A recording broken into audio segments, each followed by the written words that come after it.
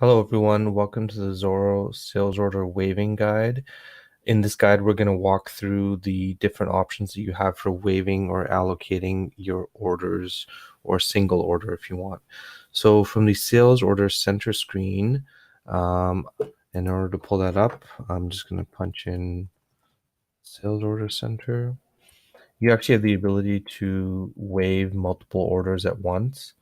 So what you can actually do is select off a few orders and just make sure they're in released or partially shipped status.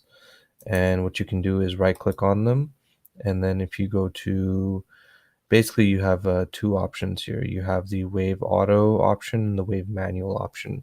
So the wave manual option is going to open up the wave screen and the lines, it's going to pull up the lines, and the order basically it's basically going to pull up the order from the create wave module, and then lines is going to work if you're in the sales or detail view.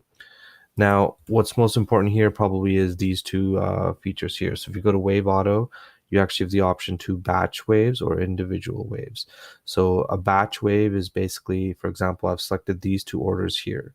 So if I wanted to create a batch wave, I would create one wave that actually has lines from both these orders. So a batch wave would contain all the orders that I've selected, whereas an individual wave would be one order, one wave for this order, and then one wave for this order. So that's the difference between batch and individual.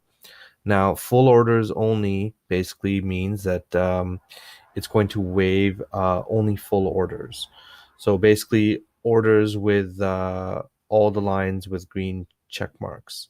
So you want to make sure that for this option, your order is entirely fulfillable. Full quantities only, quantity lines only rather, that's basically means that it's only going to waive the lines that have their entire quantity fulfillable. So for example, I have this order here.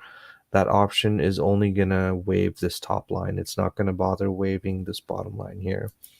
And whereas this last option here is allocate what's available, basically it's going to allocate whatever's available. So let's say in this line, for example, I'm short by 292. That means I still have 8. It's actually going to waive this top 2, and it's going to waive 8 from this bottom line here. So those are the three options that you have, and you have the same three options for individual. So individual, again, is just going to create one wave per order, whereas batch is going to create one entire wave uh, with all the orders. We always recommend, typically when you're doing this, just for the sake of simplicity, to create individual waves.